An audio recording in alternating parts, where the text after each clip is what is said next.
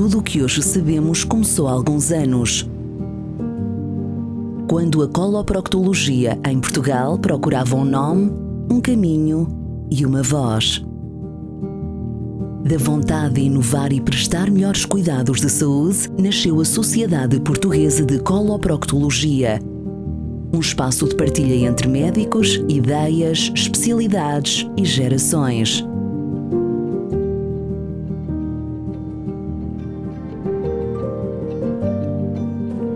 E a Sociedade de Coloproctologia criou-se por causa da crescente incidência de doenças do foro coloproctológico, ou seja, doenças do foro coloreto-anal. É evidente que a coloproctologia em Portugal não estava organizada de forma alguma quando a sociedade foi criada, e a sociedade foi criada precisamente numa tentativa de se aglutinarem pessoas com os mesmos interesses, de forma a divulgar este tipo de doenças, o seu diagnóstico precoce, a sua prevenção e da investigação nesta área. Houve um grupo de pessoas que perceberam que os doentes iam ficar mais bem tratados se duas especialidades dessem as mãos e aprendessem uma com a outra. Que eu penso que foi pioneira na medicina, pelo menos na medicina portuguesa, a criação de uma sociedade científica que reunisse duas especialidades que até então tinham até alguma forma de emulação concorrencial. A patologia digestiva era admitida e abordada no seu tratamento, na sua maioria, pelos cirurgiões gerais. E quando a sociedade é formada, estamos num ponto em que, de facto, havia uma partilha evidente de situações gastroenterológicas entre a cirurgia geral e os gastroenterologistas, que foi uma especialidade, aliás, nessa altura, recentemente criada. O cenário da coloproctologia, quando nasceu esta sociedade, só posso transmitir porque ouvi dizer. Quando eu entrei para a gastroenterologia, a sociedade já existia. Desde o início eu me apercebi nesta sociedade que era uma sociedade diferente das outras. Há que destacar dois nomes, os professores Amílcar Mascarenhas Saraiva e António Araújo Teixeira, que foram, respectivamente, os sócios número 1 e número 2, gastroenterologista e cirurgião, que criaram esta sociedade, que teve a sua primeira direção eleita em 1990. Estes dois elementos, claro, acompanhados por outros, mas temos que os considerar os pais da nossa Sociedade Portuguesa de Coloproctologia. E foi a partir daí que estas patologias passaram a ser abordadas de forma sistemática e organizada por cirurgiões e gastroenterologistas. Foi assim que nasceu esta sociedade. E daí o grande valor desta sociedade, onde as pessoas aprendem a trabalhar em equipa, uma vez que somos de duas áreas distintas, cirurgia e gastroenterologia, e são duas áreas que se complementam muito bem.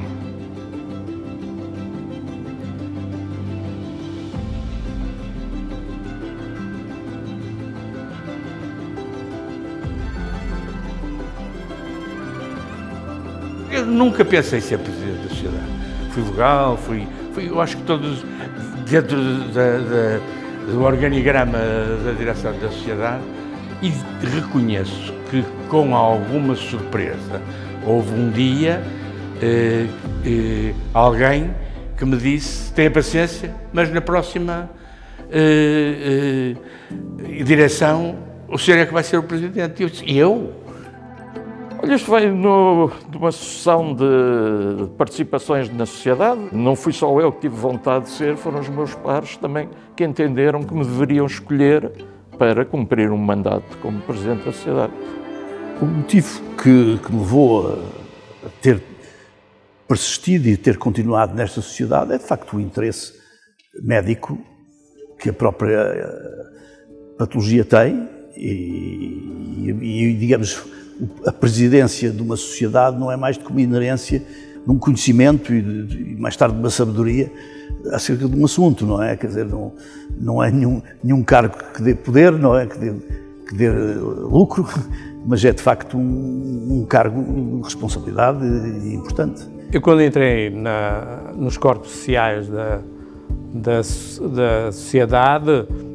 Não pensei que algum dia ia ser presidente da sociedade, era demasiado novo, entrei porque aquela era a minha área, uma vez mais. E depois nós vamos ficando e vamos fazendo um percurso. E depois, quando damos conta, já somos dos mais velhos.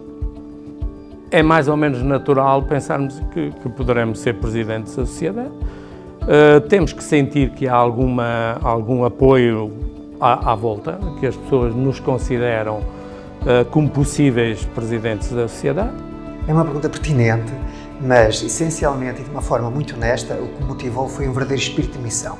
Uma missão de servir a sociedade, de servir os membros associados, os seus sócios e também e simultaneamente os doentes, porque os doentes beneficiam de sociedades científicas robustas, são os principais beneficiados desta sociedade. Foi nossa intenção dar não só continuidade ao positivo todas as direções anteriores tinham feito, mas também incutir um espírito dinâmico, um espírito de profissionalização. Há uma rotação própria entre as regiões do Norte, Centro e Sul e entre ser um cirurgião e ser um gastroenterologista. Portanto, vai-se alternando e chegou à altura de ser um cirurgião e, pelos vistos, era só eu que estava disponível e com todas as habilitações que eram necessárias para poder subir a esse posto.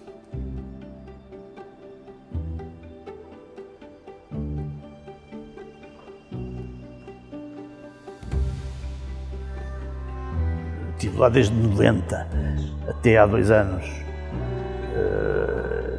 Quer dizer, há tanta coisa, não é propriamente só do meu mandato, quer dizer, é um convívio são. Um convívio são entre os colegas de duas especialidades e de vários interesses médicos que, de facto, conseguem ser cordiais. Episódios curiosos, olha, no fundo foi a última reunião regional que foi na Ilha Terceira, em Angra do Heroísmo, pela curiosidade que já não faziam uma reunião lá há bastante tempo e conseguimos retomar essas reuniões regionais a nível das ilhas. Marcou-nos um bocadinho, nós na sociedade temos conseguido voltar, nomeadamente aos Açores, até para homenagear um colega. A principal recordação que eu tenho foi do apoio da direção anterior e que mantiveram a disponibilidade para apoiar a direção a que eu presidi, inclusivamente aceitando serem convocados para reuniões, vieram na mesma, ajudaram-me imenso com o seu conselho e com a sua experiência. E praticamente esse apoio que os anteriores e o seguinte deram às decisões que tomamos, asseguraram uma continuidade que foi muito interessante. Nós fizemos uma coisa que penso que era importante, que foi rever os estatutos. Quer dizer, eu acho que o que ficou mais marcante, acho que tem a ver com o Covid mesmo. E se olharmos para as fotografias da altura, nós ficamos logo a saber que aquelas reuniões, aqueles congressos foram feitos naquela altura. Portanto, eu acho que isso... Eu lembro que num dos congressos eu fui ao quarto do hotel e depois saí, depois quando entrei no elevador, vi todas as pessoas a olharem para mim com ar espantado. Porquê? Porque me tinha esquecido a máscara no quarto do hotel, lá tive que sair e voltar ao quarto para a máscara. Nós já não sabemos o que é isso agora, não é? Não, eu acho que nesta fase aquilo que me marcou mais profundamente foi a resiliência dos meus colegas de direção. Eu dizia a sua capacidade e espírito de sacrifício em aturarem-me, pronto, em nós construirmos uma verdadeira equipa. Acho que nós fizemos muito trabalho, mas fizemos sempre trabalho de uma forma muito unida. Eu acho que é isto que queria transmitir e que ficasse aqui gravado para a posteridade.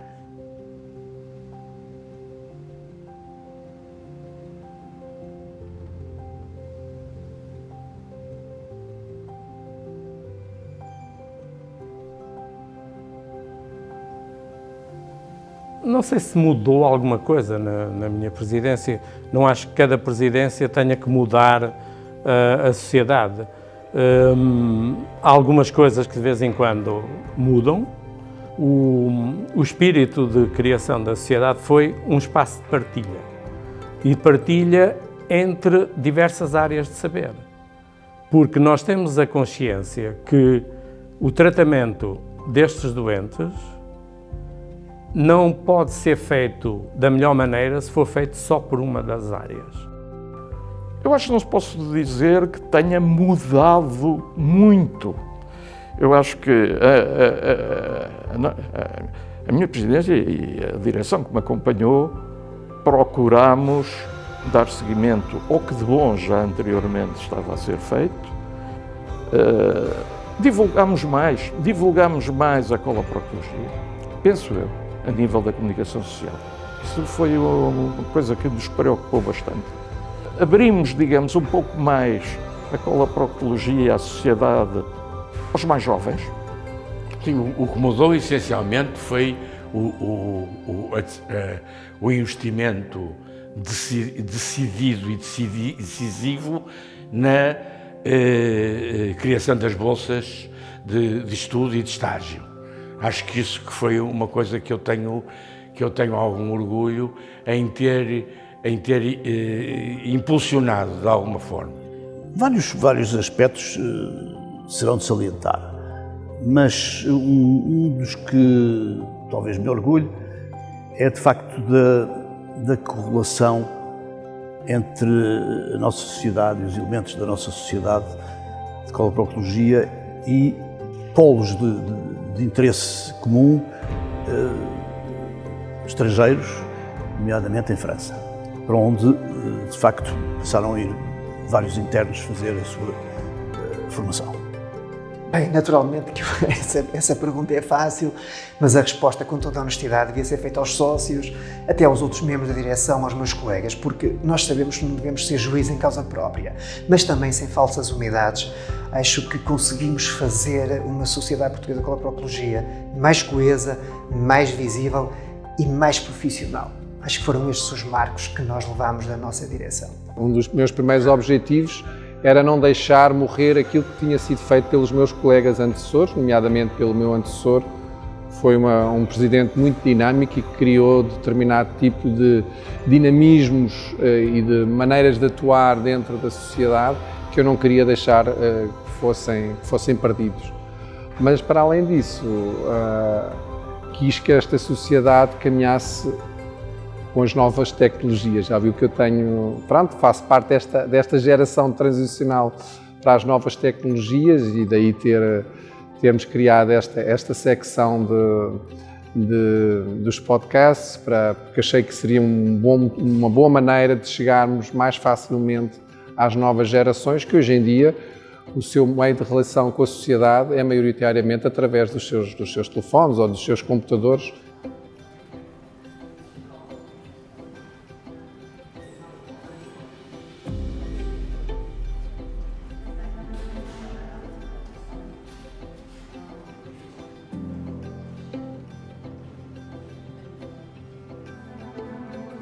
O futuro pertence sempre aos jovens atuais, aos nossos internos e aos jovens especialistas. Eles são o futuro. Nós temos que investir sempre muito, nós, os mais experientes, para não ser mais velhos, temos que investir, dar oportunidades e abrir portas, trazer para junto de nós os internos, os jovens especialistas e dar-lhes ferramentas que eles precisam. Premiá-los, ensiná-los, dar-lhes condições para o seu desenvolvimento pessoal e o seu desenvolvimento científico. O futuro constrói-se hoje com os jovens, com os internos e com os jovens especialistas, sejam eles naturalmente cirurgiões e gastroenterologistas, que são os pilares desta sociedade. A sociedade tem um papel, quanto a mim, bastante importante, através das bolsas que oferece anualmente, quer bolsas de investigação, quer bolsas de formação para cirurgiões e gastroenterologistas, desde que sejam nesta área da coloproctologia. Além disso, durante a minha presidência, uma das áreas que também quis desenvolver, que já tinha sido alvitrada por outros antecessores, foi criar realmente uma secção para os internos, uma Youth SPCP. E no final da minha presidência, gostaria que essa secção estivesse a funcionar em pleno. Já temos ideias, nomeadamente ser um dos seus trabalhos iniciais, que é criar um atlas de proctologia, que é uma coisa que nós não temos ainda dentro da nossa sociedade. Eu acho que a Sociedade Portuguesa de Coloproctologia hoje tem uma vantagem que nós, no tempo da minha direção, ainda não existia. E foi uma coisa com que eu me bati durante anos, que era a criação da subespecialidade de coloproctologia. Os grandes hospitais e os outros têm unidades diferenciadas de coloproctologia. Isto vem na linha daquilo que nós sempre pugnamos nas sociedades de coloproctologia.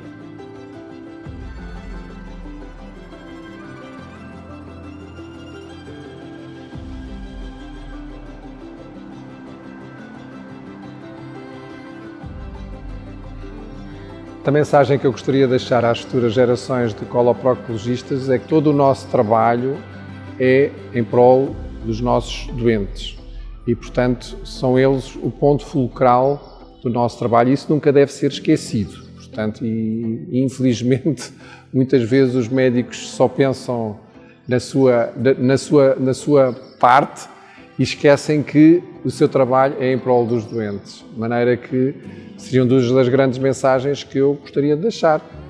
Trabalho de equipa e trabalho em prol dos doentes. A mensagem é que nunca desistam. Pronto, essa é a principal mensagem. Porque se eu tivesse desistido de tentar que a coloproctologia fosse uma subespecialidade, se calhar hoje ainda não existisse verdadeiramente nos nossos hospitais. Não desistir é fundamental e, se possível, melhorar sempre a nossa atividade diária para com os doentes destas patologias. Ter humildade e querer continuar a aprender. Eu aprendi tanto com os internos e aprendi com as perspectivas de gente mais nova e que traz um aporte de conhecimentos completamente diferente. De tal forma que eu agora, de vez em quando sei que, por exemplo, no hospital, gente que já não me conhece, já não me conheceu no hospital, sabem que há um determinado gesto cirúrgico que era feito pelo Dr. Pedro. Eu fico surpreendido e fico, de alguma maneira, comovido, porque eu nunca percebi que estava a ensinar. Porque eu achei sempre que estava a aprender com eles. E, portanto, essa humildade é fundamental para poder progredir. É uma área em constante desenvolvimento. E todas estas novas tecnologias, nomeadamente a inteligência artificial, a robótica na cirurgia, e tudo isto mudou completamente paradigmas anteriores, não é? Uma mensagem de esperança, a coloproctologia é uma área imensa, é uma área muito gratificante, acho eu.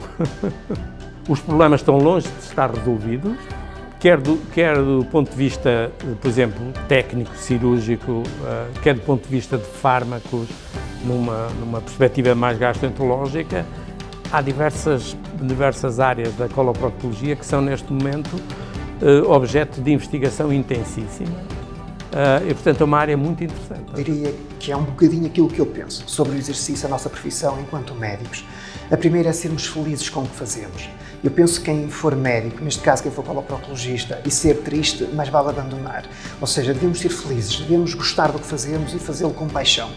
E nunca esquecer aquilo que eu acho que é a missão principal do médico, é servir o doente.